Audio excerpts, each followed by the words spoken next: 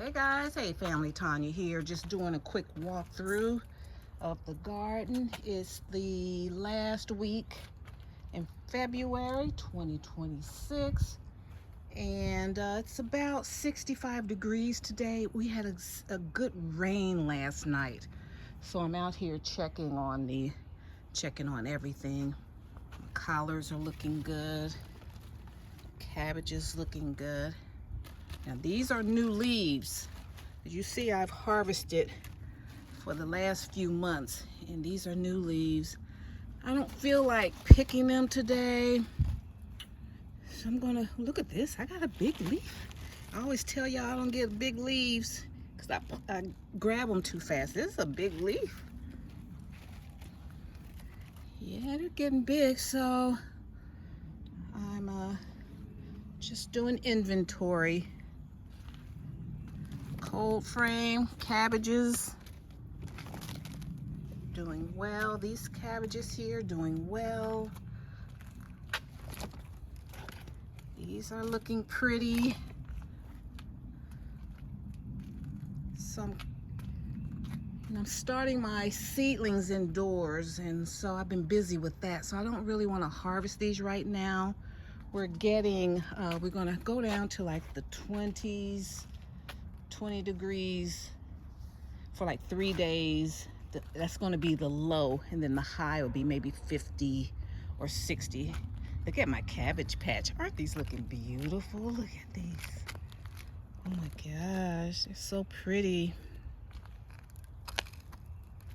I picked a leaf off of one yesterday, just ate the leaf. It was fine, man. These things are very flavorful. So what I think I'm going to do, let's see, Monday, what's today? Today is Saturday, the 21st. And so tomorrow I was going to come out and harvest these, but no, they're so established. They're strong. I'll just cover them tomorrow, frost cover, and let them ride it out. They got plenty of water. They got rainwater. They're established. So yeah, we're good. I'm gonna pull this over. This drape these plants over here. They'll be fine.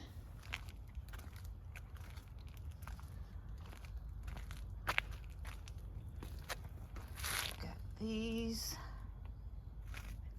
These are fine. These are collards. This is, you know, what happens when you up pot. Like I had so much going on over the fall. I up potted these. These are fine. They're all just, I just put them in bigger pots. They survived.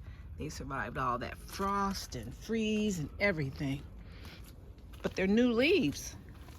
You know, I pinch off the mature leaves, eat them, and then some new leaves pop up.